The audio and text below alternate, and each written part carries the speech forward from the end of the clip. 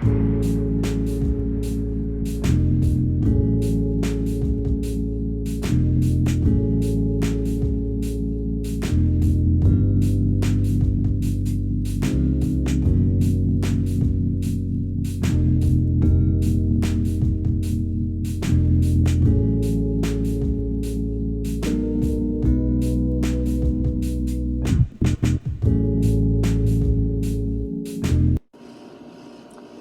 guys. So what is today? Today's the 27th? Yeah. So it's October 27th, and technically it's day 3 hanging out up here at my mom and dad's. I'm out here in Indiana. If you can't tell, it's pretty quiet, minus the heater. The heater over here. That thing is loud. I wish it would shut up. Anyways, I hope you guys can hear me just fine. So today was not really much of a day. We basically just went to Costco and went to lunch. Went to Zaxby's. It was my first time going to Zaxby's. If you wonder why I keep leaning back, I'm in a rocking chair, like on the porch. It's pretty funny. Like, wee. So we went to Zaxby's today. I don't eat as much as I used to. So what I had was, they had their Zax snacks, which, you know, is, well, you probably don't know. I don't know. It's 2 chicken fingers? Yeah. 2 chicken fingers, french fries, and a piece of, like, Texas toast. And, you can get it with different flavors and stuff. I got buffalo garlic, which the garlic tasted like it was burnt in it, so it was kind of rubbery. Rubber tasting is weird. Other than that, the chicken itself tasted fine. The sauce on the outside was just a weird. I didn't like it, but I ate it anyways because, you know, whatever. So we went to Zaxby's. We went to Costco. My parents have a freeze dryer. Yeah, freeze dryer, not a dehydrator, freeze dryer. And I will show you how, like, all of that stuff works here in a little bit. So one of the things I did last time I was up here was made freeze-dried lemons. Let me tell you, that stuff is awesome. A friend of mine made lemon pepper wings with it. So the freeze-dried lemon, we turned it into lemon powder, but it's still got like little chunks in it. So little chunks of the zest or what have you, but it's all freeze-dried. Like, it's all turned into a powder.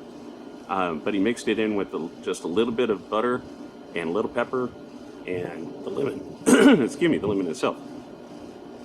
And from what he said, it was the best lemon pepper wings he's ever had. I'm not big on lemon pepper itself, but to each their own. I'm from the generation of lemon pepper everything. Lemon pepper chicken, lemon pepper fish, lemon pepper beef, lemon pepper air, everything. Lemon pepper. And it was an actual seasoning that they would sell at the store. It was, I think at that time it was dehydrated lemon, and pepper and salt was lemon pepper. But there's way more applications for it. So I used the freeze-dried lemon powder and made lemon cookies. And then I added it to cream cheese frosting. Next level. Next level. I'll show you one of those recipes later on when I'm home again. But we're also doing limes. So the process is kind of funny. You have to use a mandolin. If you don't know what a mandolin is, look it up. They're scary. Like, super scary. Maybe I'll take a picture and insert it here if I can remember. But you have to take them. You have to take the lemons. You like cut the ends off of each side of it, and then you have a grabber. You put the grabber on it, and you run it across it. And basically, it's a blade that cuts, slices it all the way through. Anybody that's ever used one, how are your fingerprints? Because I have almost cut mine off. Not today, in the past. I actually have, I don't know if you can see it. Probably not. But I have 2 scars.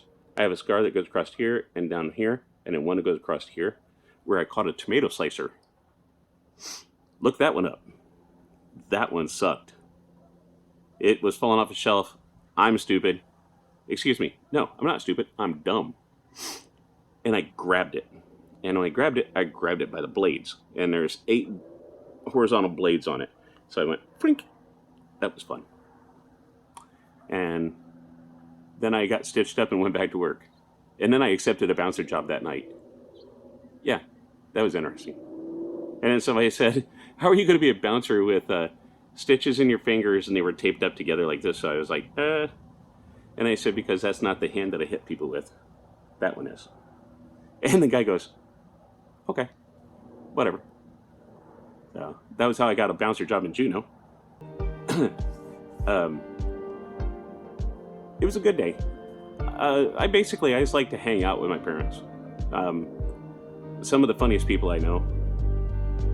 My parents are very open-minded about everything.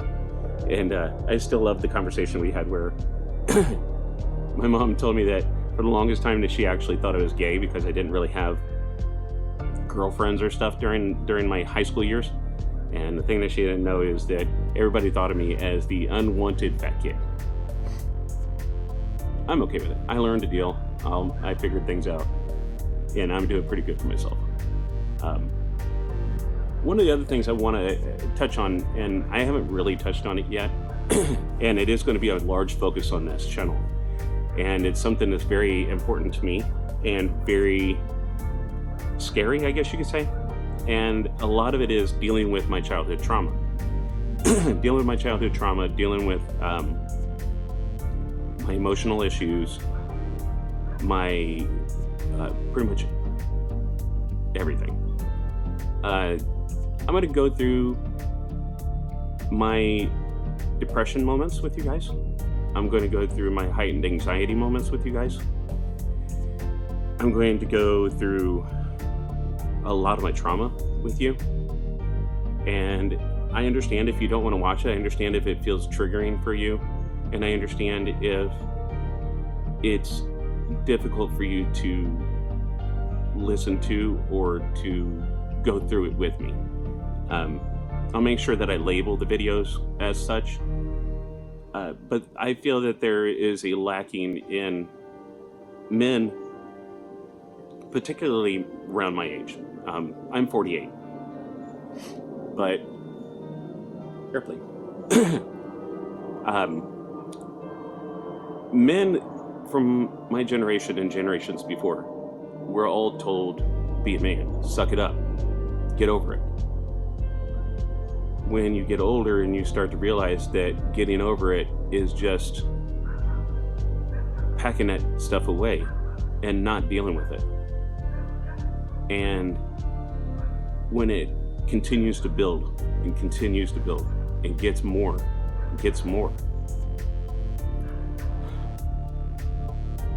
sorry, this part is really hard. So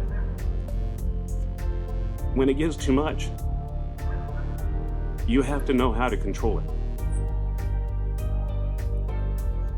I didn't know how to control it. And I exploded. And I'm not sure if it was an anxiety attack or a panic attack or both. And I'll just tell you the story that made me realize. So I was working the door at the Shame, and it was a really stressful weekend. I had a lot of people that kept just challenging me and putting me down and saying things that brought up childhood trauma. And one guy, for the lack of a better way of saying it, he didn't physically push me, but he kept making digs at me. You're fat, you're bald, you're a piece of shit, get a real job, you're worthless. All this stuff. And I kept telling him to stop. And I kept going, you have to stop, dude. I cannot control myself. And I felt it. Excuse me. I started crying, and then he called me a pussy. And I snapped. and I chased him 2.5 blocks. 2.5 blocks. His dumb self went the wrong way. He went into a dark neighborhood. If I would have actually gotten hold of him, I don't know what would have happened. I think that I was just lucky that he was faster than me. And then when I finally just said, screw it, I'm going back to work, I couldn't breathe. My heart was going faster than I've ever felt it in my life. Matter of fact, it was skipping. And I couldn't get a full lungs full of oxygen. And halfway back, I felt like I was going to pass out. And finally I get back to the shame, and I'm leaned up against my car and just bawling. I mean, just, yeah. And I'm sorry for the coffee and stuff. When I get emotional, it gets that way. So I got back, and Josh, some of you guys may know who he is. It's the Shade Tree. Gave me a huge hug. And, sorry. He asked me if I needed to go to the hospital. And, I was like, no, I don't think I'm dying, but I feel like I'm dying. And, I told him that all the thoughts that were going through my head. And I'm going to be honest with you. There were some bad thoughts, man. Some bad thoughts. Like, everything from suicide, because that was my only thought that I could make this stop, to murder, to just mass destruction. I wanted everybody to hurt as bad as I hurt.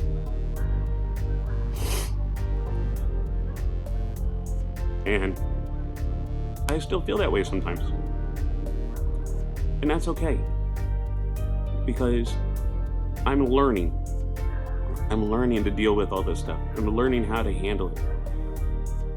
I'm learning how to offset that pain and that anger and that hatred. The self-doubt, the self-loathing, the feeling like you're worthless. Like, why would anybody want to love me? Because I'm an asshole. And I never really saw myself as being an aggressive, outwardly angry person, because I always thought that I was just the jovial, happy fat guy. And that's what everybody saw. And then I come to find out that's not what it was. What people saw was, they saw my pain. They saw my anger. They saw everything. But nobody told me that. Because how do you tell somebody that? How do you tell them, man, you look pissed off. You look really angry. You look like you're about to go off the deep end. Are you okay? Because guess what I would have said? I'm fine. Everything's great. Don't worry, everything's all right. And what we need to say is, no, we're not okay. We're not.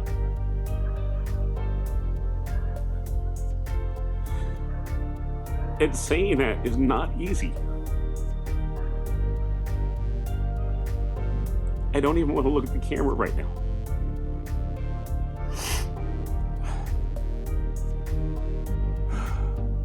But saying that you're okay is a lie. And you can't keep lying. If you're not okay, you've got to say something. You've got to figure yourself out. If you need to write to me, I'll answer. Like, I have people now that come up because they need a hug. And if that's the least that I can do for somebody, is be a hug, then please, come and give me a hug. Like, I'm here for you. I will hug you till I can't stand up any longer. I will listen to your problems. Like, that's the thing. We need to be there for each other. We need to be able to say, I'm not okay. And that's okay. It's okay to not be okay. It's okay to be angry. It's okay to be hurt. All of these things are okay. They're justified. But you have to learn how to control them. And when I'm saying all this, I'm literally talking to myself. And hopefully you guys too. I mean, I'm no therapist, and I don't go to therapy. I'm figuring stuff out on my own. And therapists, like the world around, are going to yell at me for even saying that. But this is what works for me. Because I don't have insurance, so I can't just go to a therapist. I can't just go to a psychiatrist. I can't even go to a damn doctor. Like, shit, I can barely walk without crutches, and I still can't go to a doctor. Because I don't have insurance, and I can't afford it. So, it is what it is.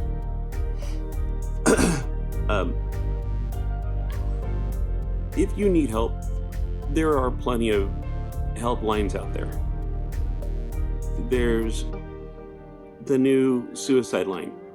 I can't remember the phone number off the top of my head, but I will try to remember to put it in the link here or somewhere. I'll try to remember to put it in there. There are plenty of resources out there if you are in dire need, and if you're reaching out, reach out. If you don't feel like you can reach out to somebody else and you feel like you can reach out to me, send me an email. Talk to me. Hi, Dad. Hello. So reach out to me. Talk to me. I'll listen to what's going on with you. I'm not a therapist, though. I can't give you solutions to your problems. But we can try to go through and do the things that I've learned to do. And hopefully we can all get through this together. I don't mean for this to be a sad thing, because I deal with my problems on a daily basis, sometimes on an hourly basis, and I'm learning how to handle that. I feel like I've done a lot better. I feel like I'm doing a lot better, and I think that in the future I'll be a far better person. But that's more in the future, okay? Excuse me, I just gotta clear my throat. So, it's starting to become dark, and then I will turn this around so you guys can see the sunset, if I can find a button for it.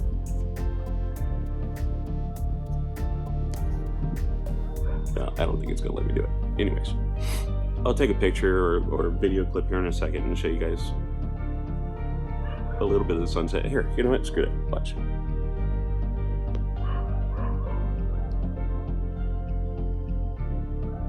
See? Pretty sunset. So. Okay, so I'm gonna